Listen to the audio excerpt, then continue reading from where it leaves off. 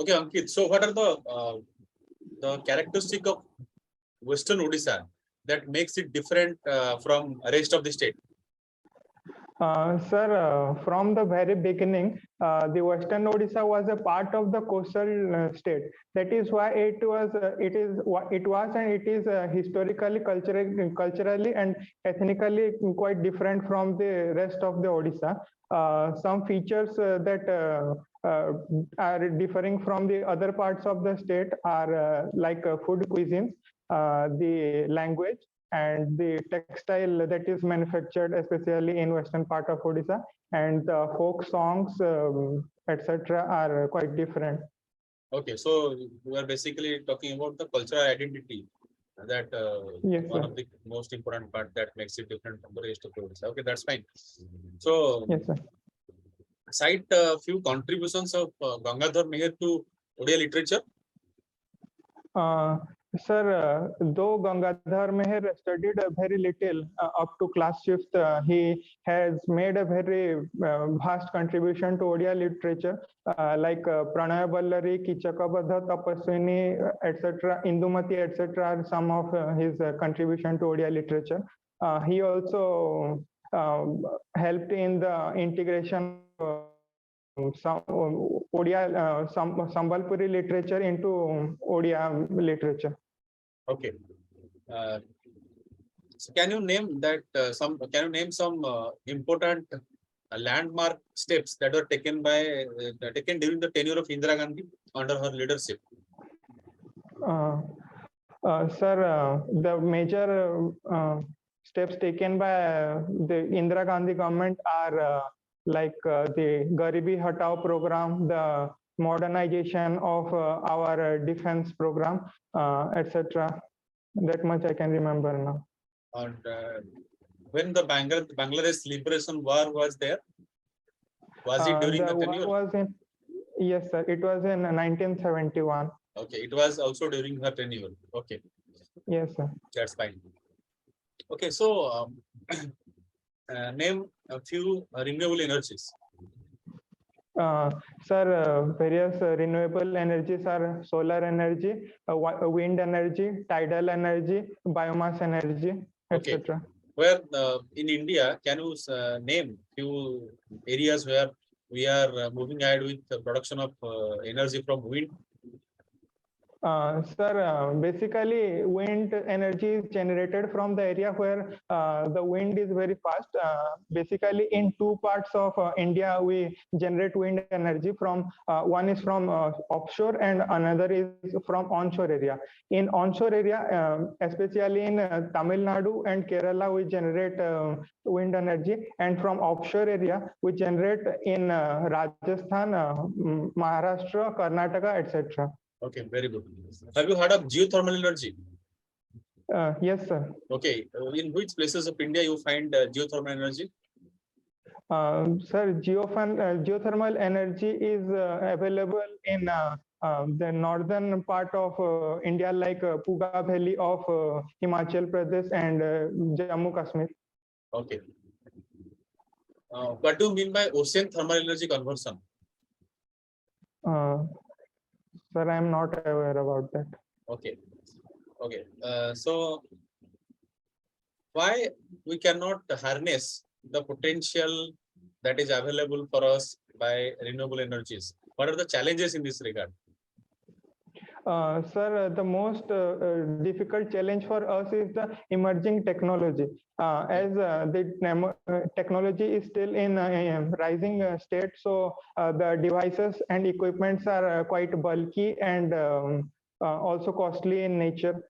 Apart from that, the renewable energy sources are sometimes available in a distant part, as a result of which the transmission and distribution cost also increases. Also, for some energy sources like wind energy and ocean and tidal energy, it may hamper our environment. That are a few challenges of renewable energy. Okay. Right. You say a few things about International Solar Alliance. Sir, International Solar Alliance was inaugurated jointly by Prime Minister PM Modi and the French President François Hollande at the Paris Climate Summit. Basically, it is an institution that emphasizes on harnessing solar energy through one sun, one world, one grid motto, and it is headquartered at Gurgaon. And the aim of the International Solar Alliance is to harness the solar energy by first connecting the South Asia grid, then Eurasia grid, and connecting the whole world in that's one fine. single grid. Okay, that's fine. Can you mention that what was the view of Kautilya regarding the administration of the state? Sir, Kautilya was the Prime Minister of Chandragupta Maurya, and with the help of Kautilya's Arthashastra philosophy, Chandragupta Maurya could make a big empire, and some of his philosophies are related to Saptanga theory, and by using Saptanga theory, he identifies the friends and foes and important resources of king. By using that theory, the king can identify his what are his potentials and what are threats to him, so that he can use them in adverse situation. Okay, that's fine. So also Kautilya was having the view that a monarchy is the best form of government, and he used to believe that absolute power should be given to the king. Do you agree with that? Sir, back then when it was the time of Kautilya, at that time the monarchy was prevalent. Though he believed that absolute power should be in the hand of the king, he also believed that the king should be responsible, and the happiness of the king lies in the happiness of the people. That is how he also defined the welfare of the people through the king's reign. Okay. So India has been a democracy, and while formulating national policies, India takes into account every section, every different views. Okay, yes, and the interest of every section of the society or every stakeholders. Don't you think that moving with a democratic system for last 70 to 75 years have hindered our progress? We could have done much better if we would have been a centralized system. Sir, from the example of China, we can see that those centralized systems may lead to quite a fast progress, but at the same time, it also hampers the freedom and rights of the people. Though it will give us immense potential, but it is quite meaningless if the people of our society is not happy with that progress. So I think that we have done quite good job with our democracy. Okay. Okay. So, what is the relation between politics and public administration? Sir, basically the public administration has developed from the politics, and initially it was also believed that politics is related to the policy formulation and public administration is related to the implementation of that policy. However, over a gradual period of time, the public policy approach that has developed in public administration has also taken public administration quite closer to the politics in the recent time. Okay. What is the role of aims and objectives in public administrations? Precision, that means how we can formulate a policy, taking the aims and objectives into mind, how they should be defined. Sir, the public policy approach of public administration is like we should first identify what are the issues remaining in the society, and those issues are taken into consideration while cabinet meeting and other kind of higher level meetings are being taken. And at that place, the initial stage of public policy is started. After that, the policy takes the policy formulation starts by the administrative, the permanent executive, and after the permanent executive takes the public policies, formulates the public policy, it is introduced in the parliament or the state legislature and is approved. After that, Okay. it is implemented. Okay, fine. So the a public servant is bounded by rules, regulations, procedures.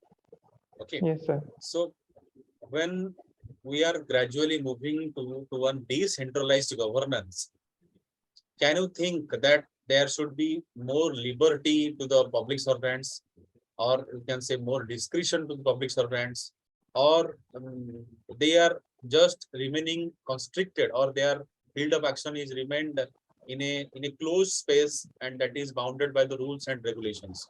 Can they be? Can we give more discretion to the public servants so that they can suit to the need of the 21st century? Yes, sir. The new public management approach of public administration is there that believes in giving more and more autonomy to the public servants. However, though there should be autonomy and discretion for the public servants, but it should be in limited manner so that they cannot overpower and take irrational decisions. That is why proper checks and balance should be there with the autonomy that is being provided to them. Okay. You can see in the last 10 to 20 years, I can say the last 10 to 15 years, the technology has been evolving very rapidly. Yes, sir. So as permanent executives, those who are serving the government since last 20 years or 25 years, sometimes they Yes, sir. find difficult to match with the rapidly evolving technology.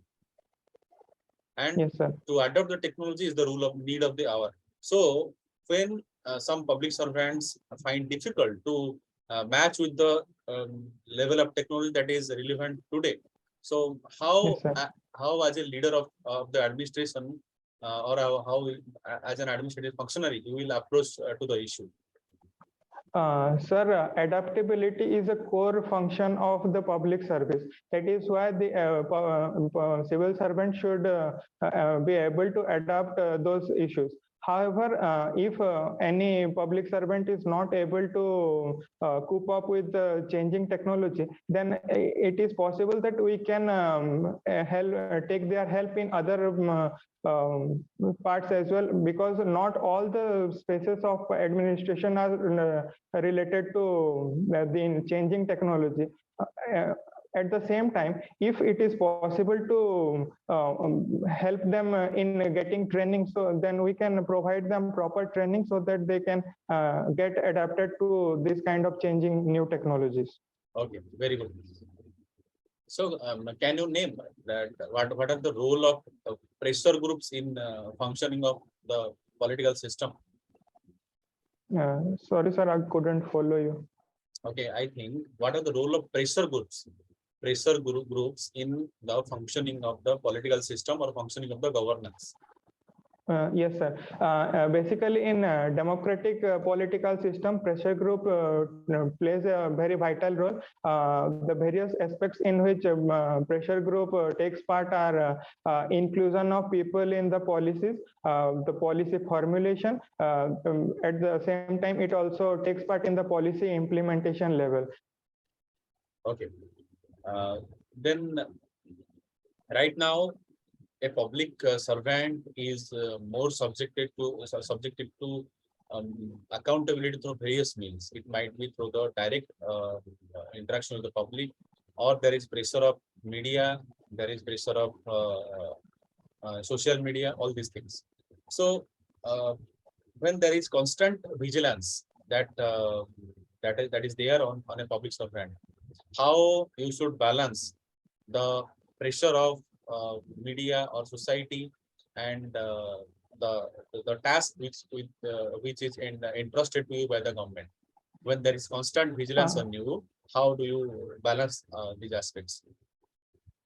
Sir, it is very good that there is being a constant vigilance on the public servant, so that he will do his or her functions properly. At the same time, it is believed in public administration domain that a public servant should work in anonymity. That is, he should do his work himself or herself, and shouldn't do any kind of promotion in media.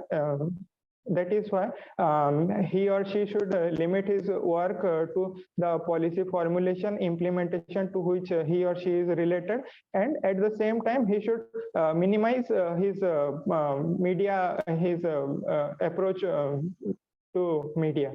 Okay. Suppose you are working as an officer on the ground, and you are getting every day, you are getting to know every day that with some vested interest, some news is being published in print media or in social media against you, and you are being summoned by your senior to explain your position on this issue. So, what will you do? Sir, in the initial stage, I will try to inform or convey my senior what kind of issue is there, and I will give my explanation to those kind of if paper or news issues are there. I will inform what is my position in that. But if further this thing takes place continuously, then I will take legal step if possible from my side. Okay. So, what is Belt and Road Initiative? Sir, Belt and Road Initiative is initiated by China, which tries to replicate the ancient Silk Route and maritime Silk Route. It tries to connect the route from China to Europe through Central Asia, and it is a multimodal connectivity project. Okay. What are the basic problems faced by tribals? Name 4 to 5. Sir, some of the problems faced are related to health, education, and the cultural integration. Okay. That much I can remember. Land alienation also one issue. Okay, that's Yes, fine. sir. Okay, so why we have not been able to integrate the tribals into mainstream in spite of all the efforts by the state? Sir, the tribals have a very distinct culture from the rest of our society. Apart from that, they also live in secluded places. So to provide government welfare services to those remote areas also become quite challenging for the administration. That is why the government has not yet been able to accommodate them in our mainstream society. Okay. What is Paschim Odisha Vikas Parishad? Paschim Odisha Vikas Parishad, or WODC, is an institution established to increase the development of Western Odisha, and it is headquartered at Bhubaneswar. Currently, Sri Asit Tripathi is its chairman. Okay. Have you read one news yesterday regarding Asit Tripathi? No, sir. Okay, he was also elected as the chairman of Bhubaneswar Club. Okay. Okay, sir. Okay. So, Ankit, this brings us to the end Yes, of sir. your interview. Thank you very much. We are coming to the feedbacks in a minute. Thank you. Thank you, sir.